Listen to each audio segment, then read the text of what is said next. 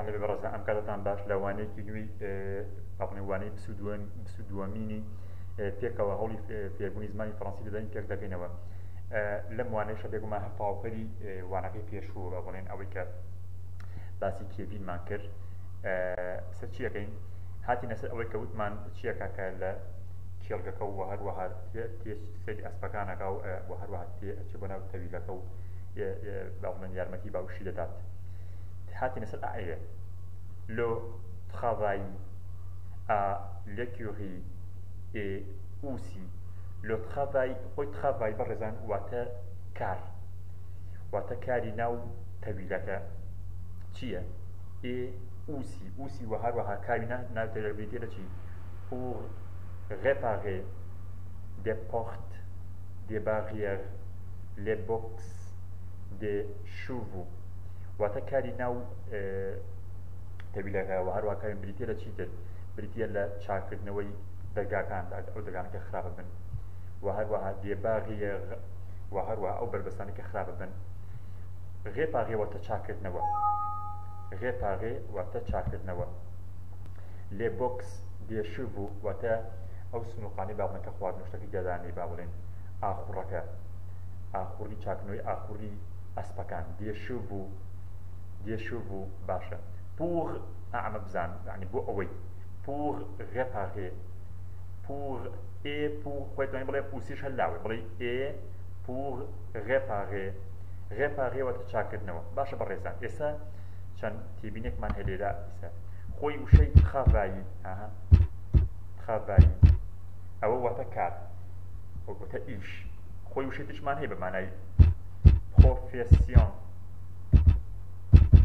واتە کار وشەی métier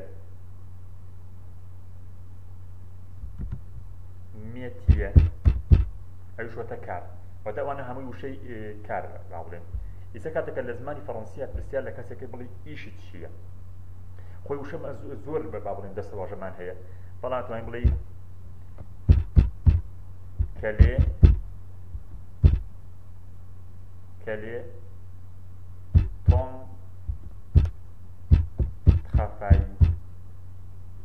quel est ton travail یاخود quelle est ta profession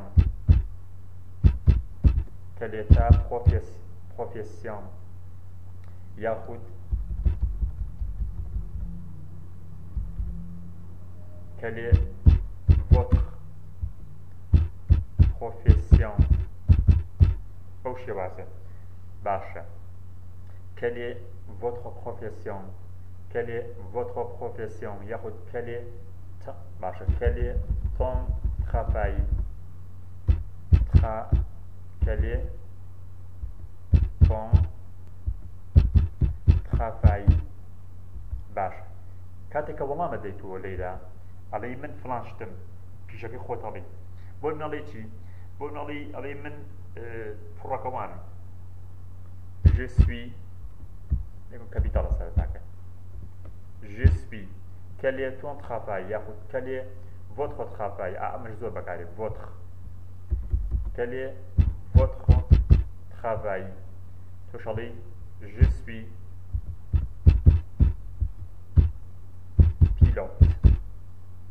je suis pilote quel est votre travail je suis pilote quel est votre travail je suis chanteur واتە من گۆرانی بێژم quel est votre travail je suis boulanger je suis boulanger واتە من نانەوان باڵم کاری نانەوایی دەکەم. باشە quel est votre travail je suis coiffeur واتە من سەرتاشم coiffeur je suis acteur من ئاکتەرم je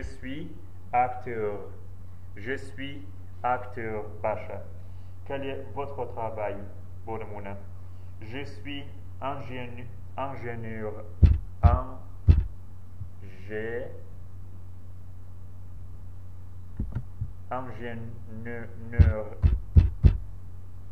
باشە ئیتر تا کۆتایی بەو شوێ je suis musicien musicien je suis musicien بەڵام بەڕێزان ئەگەر هەنێکیان لەمانە گۆڕانکاری بەسەردێ ئەگەر بۆ ڕەگەزی نییە لەوە بەڵام هەنێکیان بۆ ڕەگەزی مێ گۆڕانکاریان بەسەر بۆ نە je suis ئەگەر بۆ ڕەگەزی مێ بێ کچێک بێ بەڵێ من گۆرانی بێژی کچم با بڵێن chanteuse je suis chanteuse je suis boulangère ئەوای پێتێ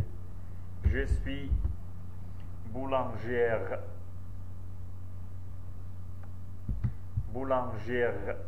وەتا ئەگەر ژنێک بێنانەوە ئیشی ناکە quel est votre travail ئەگەر ژنێک وەڵام دەدە دەڵێ je suis boulangère باشە ئەگەر ژنێک بێ وەڵام دەدە ئەڵێ je suis باشە je suis coiffeuse ئاوای je suis coiffeuse باشە ئەگەر ژنێک وەڵام دەدە بڵێ من ئەکتەرم ئەکتەری ژن je suis actrice je suis actrice je suis ingénieur خۆی سەری ئەمەی بیانکە ئەگەر بۆ ژنی وەڵام دەدە je suis musicien نوێەکە دەرناچێت خۆتای je suis musicien بەڵام ئەگەر بۆ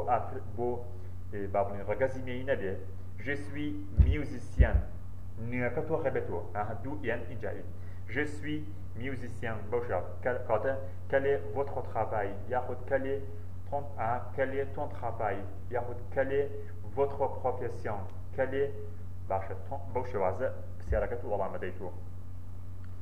باشە بەڕێزان با بچینە سەر داقەکەی خۆمان باش اینجا لێرە هینێکمانەیە وتمان réparer بەڕێزان réparer واتە چاکێک کاتەوە ئێستا با ئەمە چۆن بینەکەی تە بۆ نەڵێ من چاکێکم تۆ چاک بۆ کاتی ڕانەبردوو ئەڵێ ئەمە جارێ ئێمە بێگومان چەند دەمێکمان هەیە لە زمانی فەڕەنسیە بەس ئێمە جارێ باسی دوو دەممان کرد تاویستا هەجار ناچین زۆر بچینە ناو بینەوە بەویستی خوا بەپی کات بچینە سەر ئەوکانی بۆ نەڵێ من چاکە بڵێ ئەوە خۆ چاوگەکەیە réparer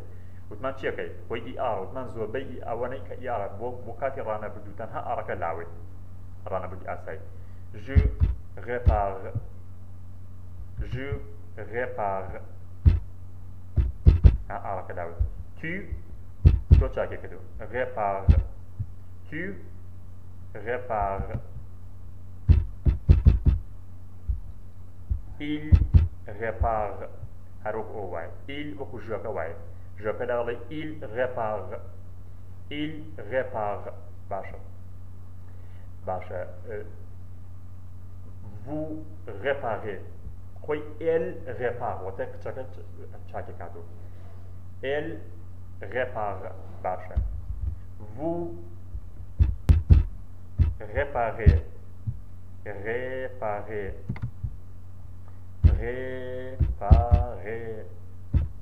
vous réparez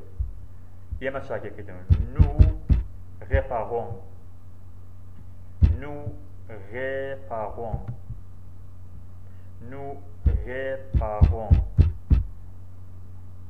باشە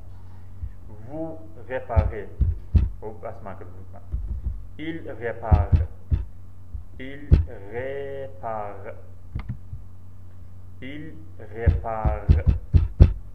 il répare elle répare باشە با ڕستێکی لەسەر دروستکەین بۆ نەڵێ ئەڵێ من هەڵەکە ڕاستەکەمەوە ئەڵێ je répare l'erreur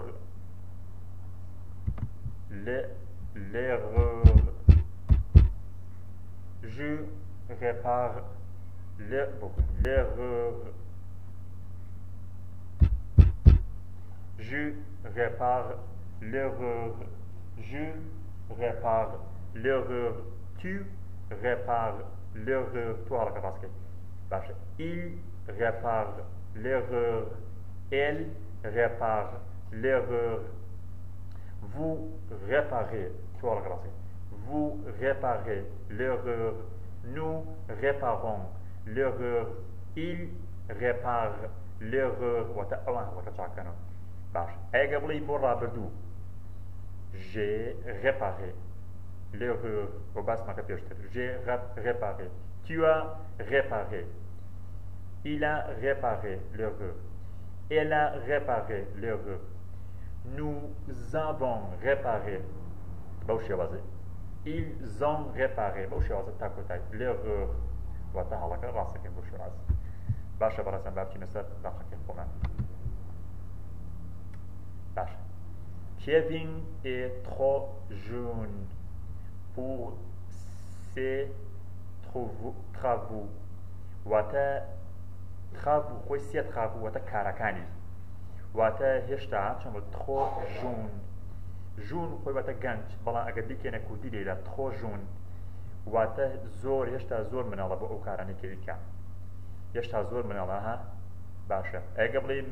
من زۆر مناڵم بۆ ئەو کارانەکە ئەڵێ je suis trop jeune pour mes ئەو سێکێ بەچی بە مێ mes pour mes travaux بەو شێوازە باشە Kevin est trop خۆی تخۆتە زۆر تخۆ زۆر مناڵە هێشتا بۆ کارانێکی بیکە چۆن بە ئەو کاران لە ئاستی ئەوان بێ مێ واتە بەڵام خۆی مێ ئابە شوازن مێ واتە بەڵام il peut واتە ئەدەتوان il peut toujours aider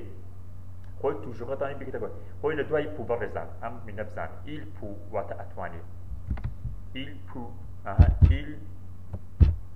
peut خۆی بە لە چی واتە بەڕێزان لە pouvoir لە چاوکەوە هاتە وای پێکرا بۆ کاتی ڕانەبێتەوە جەڵێ il peut باشە باشە je peux واتە من ئەتوانم تە دوایەوە چاوت لێدانی سە بۆ مێڵم چێڵێم ئەتەوم کتێبەکە بخوێنەوە je peux lire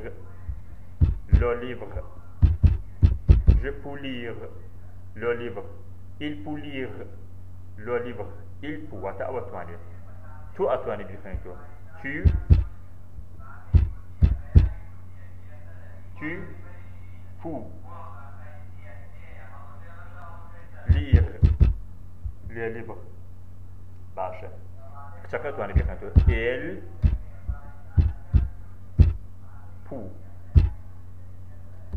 elle peut باشە elle peut lire les livres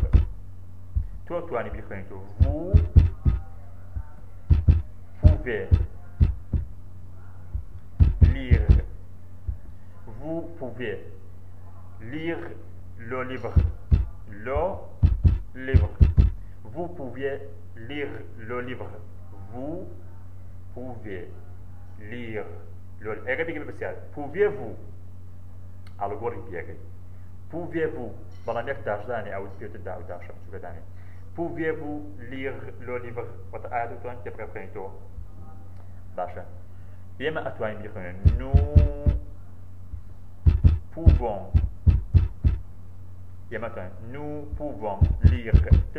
خۆی لە دوای pouvons-کە چیەکە چاوگێدانی ئێمە ئەتوانین nous pouvons lire le livre pouvons واتە ئەتوانین nous pouvons ئێمە ئەتوانین بڕۆین nous pouvons aller aller کۆل ئەتوانین بڕۆین بۆ قوتابخانە nous pouvons aller ئێمە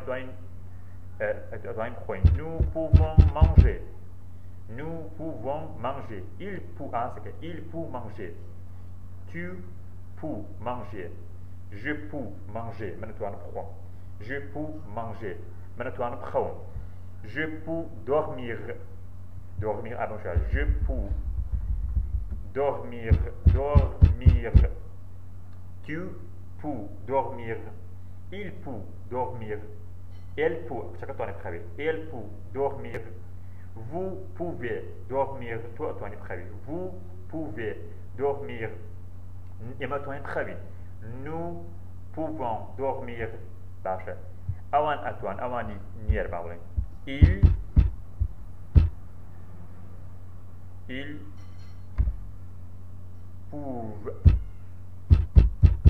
ils peuvent ومن هەر چاوگێ lire ئەوان توان بخوێننەوە ils peuvent lire ils peuvent aller ئەوان ئەتوان بڕۆن ils peuvent dormir ئەتوان بخەون هەتا کۆتایی توان چی بکەی دەری بڕ بێگومان ڕابردوەکەشی بەڵام زۆر درێژ نەبێت بەو شێوازە درێژ نەکەێت زۆر باش باش il faut toujours ئەم بێگومان ئەم توژوغە ئەوە فەرمانی کاتیەوەتە هەمیشە ئێدێ خۆی هینەکەی چۆنە شوادێ ئەڵێ il faut aider واتە ئەوە توانی یارمەتی بدە apporter les outils واتە ئەتوانێت یارمەتیدا چی بکە یارمەتی بەسی باوکێتی یارمەتی باوکدا چی بکە هەمیشە دەتوانێت یارمەتی باوکدا چی بکە کەرەستەکان ئەو ئامێرانە کە پێویستە بۆ ئیش و کارەکەی هەڵی بگرێت و لێ morceaux du bois morceaux du bois چۆن بڵێ پارچەدارەکان ئەو پارچەدارانە کە ئیشی پێەکەن morceaux du bois واخوێنەوە morceaux du bois morceaux du bois morceaux outil ئەو شە بزانن outil واخوێنەوە یاڵەکەی ناخێتەوە outil apporter les خۆتان بڵێ apporter les ئەو ئێسە لەنێوان دووزە دەێن بڵێ les outils les outils les outils apporter les outils بەڵام بڵێ لێ ئوتی هەر کابرای فەڕەنسی لێتی یەکا با بڵێن باش ئاپۆختێوەتە هەڵی بگرێ واتە هەمیشە دەتوانێت چی بکە کەرەسەکان هەڵ بگرێ و یان ئەوە و لێ مۆخسو دووبووە مۆخسو دووبووە واتە چی هەڵگرێت پارچە ناوچێت پارچە تەختەکان هەڵگرێت پارچەی تەختە ئاوەنە مۆخسو واتە پارچە دووبووە پارچەی تەختە ئیلیا واتە هەیە il y a toujours واتە هەمیشە هەیە چی هەیە beaucoup de choses à faire واتە زۆر کار هەیە ئەنجامی بدە il y a واتە هەیە il y a واتە هەیە il y a بۆ بە پێشترش باسمان کرد وتمان بۆ نمونە وتمان il y a un livre sur la table. Il y a un livre sur la table. Agabi que peut dire y a-t-il? Y a-t-il? Abi outir d'abne boy tekla nabeto. Y a-t-il? Y a-t-il un livre sur la table? Basha. Et ça un procès. Allez, il y a toujours, tant toujours je l'avais. Oui, il y a beaucoup de choses à faire. Watazo kare anjamide. Il y a beaucoup de choses à faire وتزوكار هي بيكي faire وتكردن il y a toujours beaucoup de choses باشا اتمنى بلاي ايا زوكار هي بيكي بيكي بسيار علي ياتيل toujours ايا هنيشه زوكار انجام دي كان toujours كاش لابي بلام دا وتش toujours وتا همیشه toujours وتا همیشه toujours يسبون نبغي خلينا نقصيكو يسبون نلاشي علي سبب نلاشي علي من ياري دكم علي جو بلان كاتا قبلي من هميشه هذا علي toujours toujours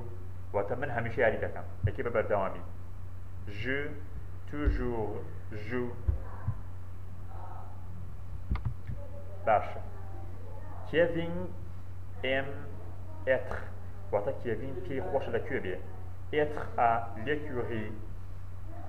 کێڤین ئێم واتە پێی خۆشە دوای ئێمەکان هاوتمان ئێمێ ولا ئێمەوە هاتووە ئێمێ خۆی لە ئێمێوە هاتووە ئێمێ کێڤین ئیلە کوڕە il aime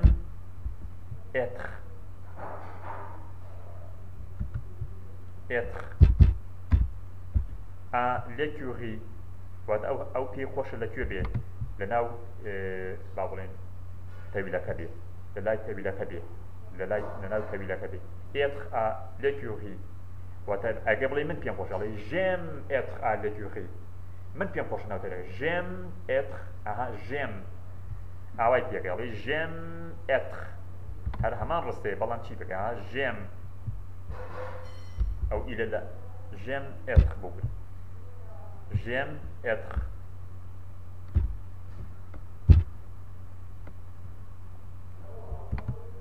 J'aime. Ah ouais, j'aime être. Tu aimes être. Tu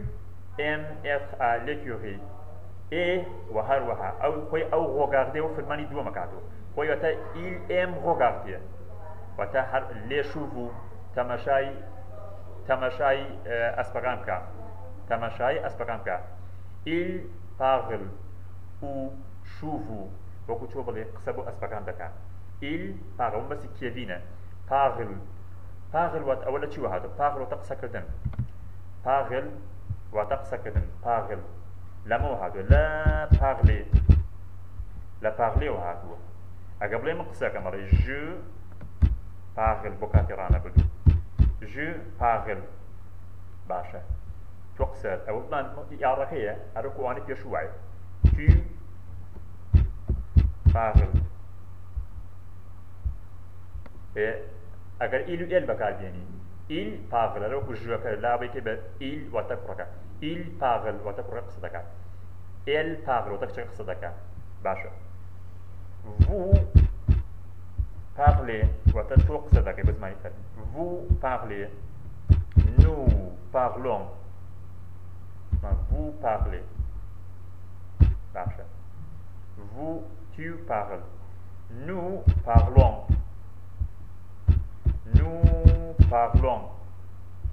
باشە il واتە ئەوان parle il parle واتە ئەو ئەوانی قسەکە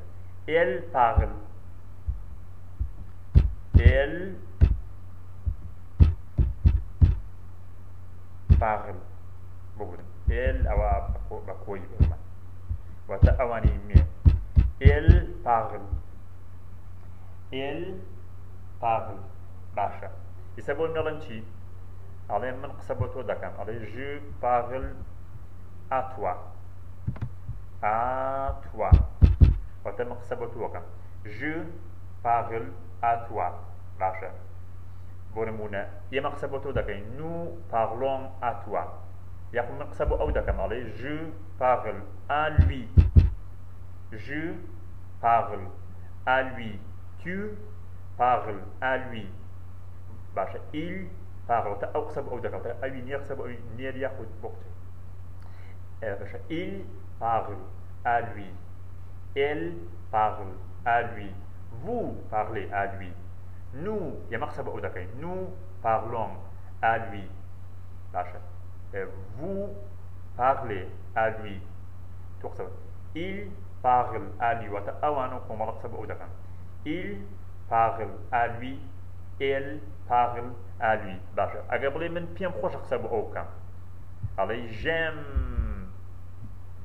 j'aime دیاکە چاوەکە بێگومە ئەیکرد بە چاو parler j'aime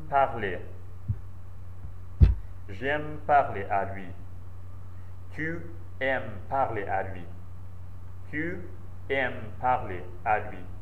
باشە elle باشە il aime parler à lui il aime هەروەکو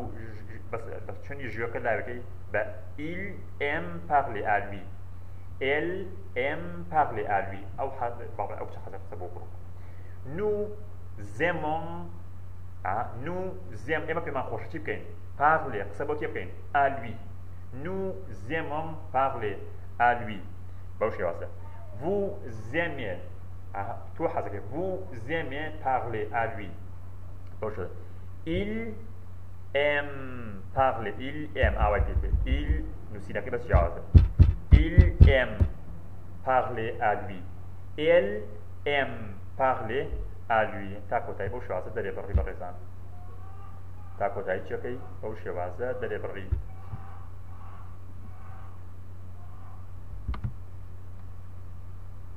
باشە les chevaux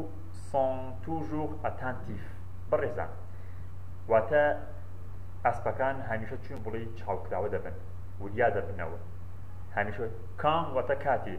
il entend une voix کاتێک گویان بۆ دەنگێکەوە بێ quand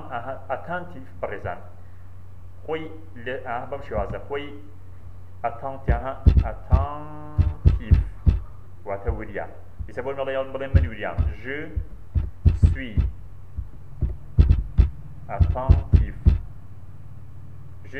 attentif خۆی ئەوان وریان ئەڵێ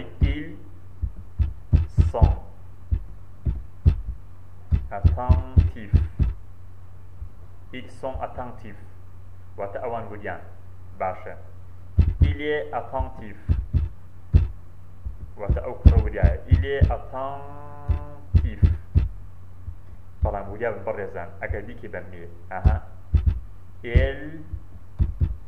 elle est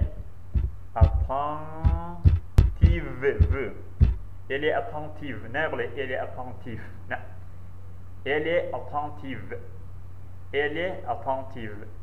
باشە بەڕێزان باشە quand واتە کاتی ئەمە دوو ڕستەیە ڕستەی پێش quand ئەوە ڕستەکەیە ڕستەی دووەکان quand ئەو ئیلە بۆ چێکەکە بۆ ئەسپەکان quand il entend une voix خۆی بەڕێزان entend ئەو بزان لە چی وە هاتووە entend لە entendre لەوە هاتووە باش ئەگەر بڵێ من گوێ ئەوە چاوگەکەیە بزان چۆن دروستە کاتی ڕانەبردووەکەی بۆ ناڵێ چی ئەڵێ من گوێم پێوە بێڵێ j'entends ئەو بە بزیۆن دەست پێکەکە ئاوای پێکەی j'entends گوێم هاوردەنگێکوە j'entends باشە une voix j'entends une voix tu entends tu entends une voix tu entends une voix tu entends une voix ئەو گوێ هاوردەنگێکوەڵێ il entend une voix il entend elle entend elle entend une voix باشە ئەگەر بڵێ ئێمە گوێمان باشە vous entendez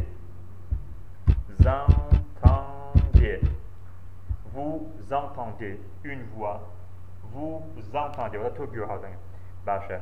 ئێمە گوێمان هاوردەنگێ بەڵێ nous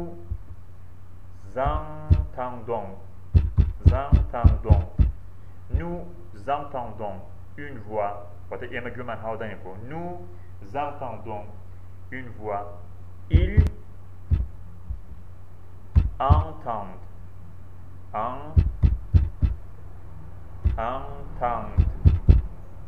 ils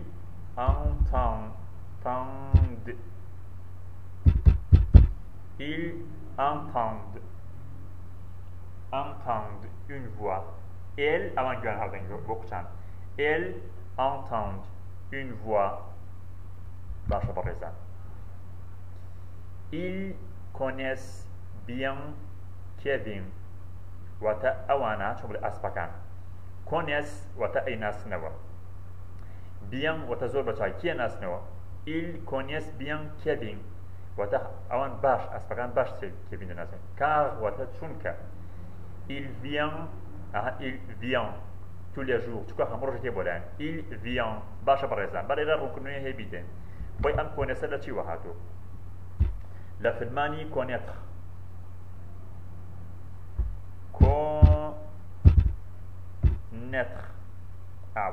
ئەوە چاوگەکە مچینەکەی connaître ئەوە لەوە هاتوو connaître واتە ناسینەوە چاوگەکەی connaître واتە ناسینەوە سە بۆ منەڵێ من ئەیناسم ئەڵێ je connais باشە tu connais هەر هەمان نووسینە connais باشە il connaît ئەو بۆی نەنووسیوە چونکە هەروەکو ژوەکە بۆی ژوەکە چۆنە هەرمان بەش هەروایە il connaît واتە ئەو ئەیناسیە il connaît واتە کوڕەکە ئەیناسیە باشە کچەکە ئەیناسیە elle connaît باشە vous connaissez واتە تۆ ئەیناسی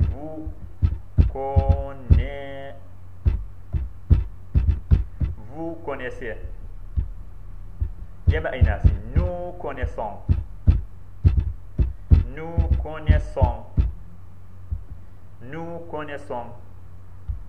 باشە ils connaissent واتە ئەوان ئەیناسن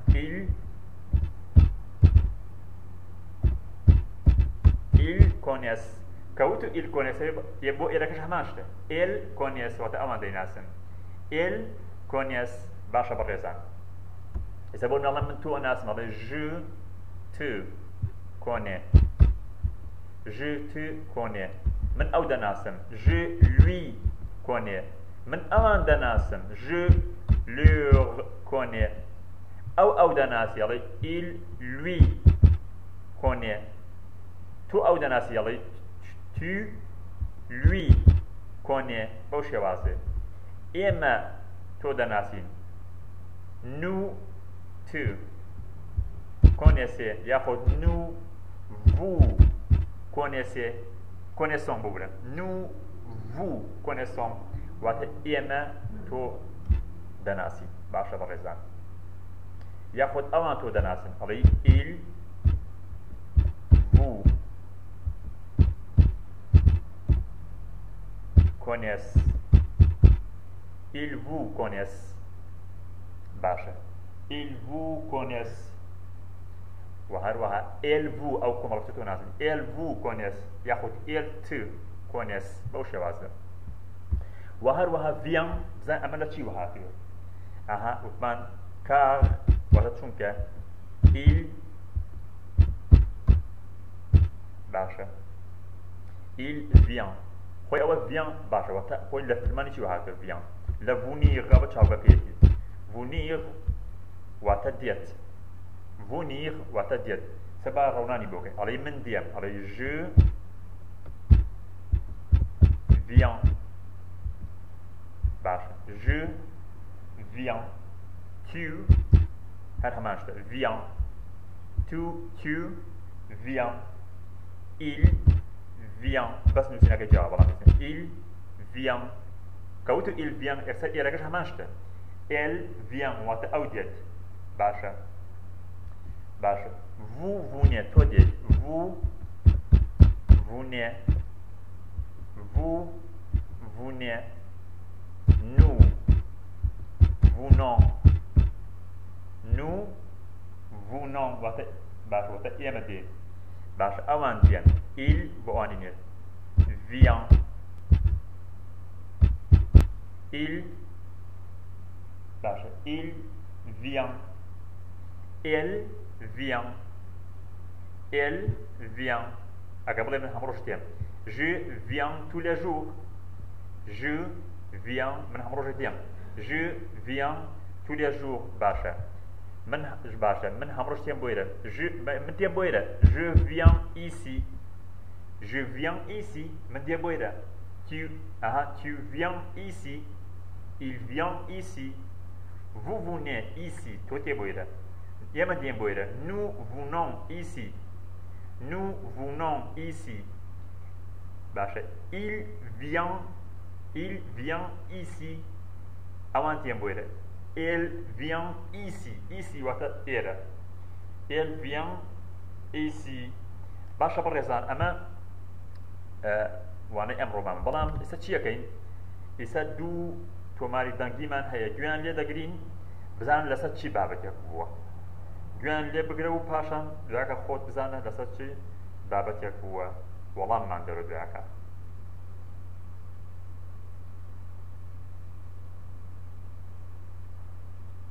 Les professions chanteur chanteuse boulanger boulangère coiffeur coiffeuse poissonnier poissonnière acteur actrice ingénieur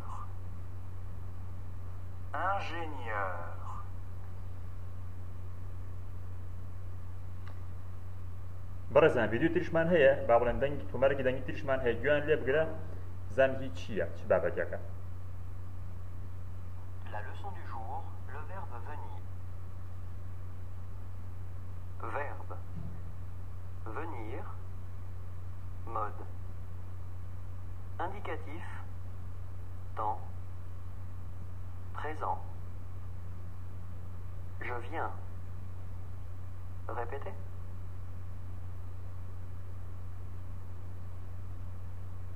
vient. Répétez.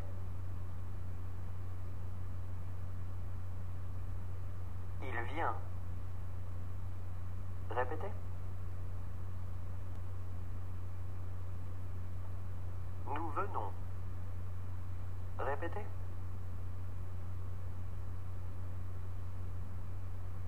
Vous venez. Répétez. Ils viennent. Répétez.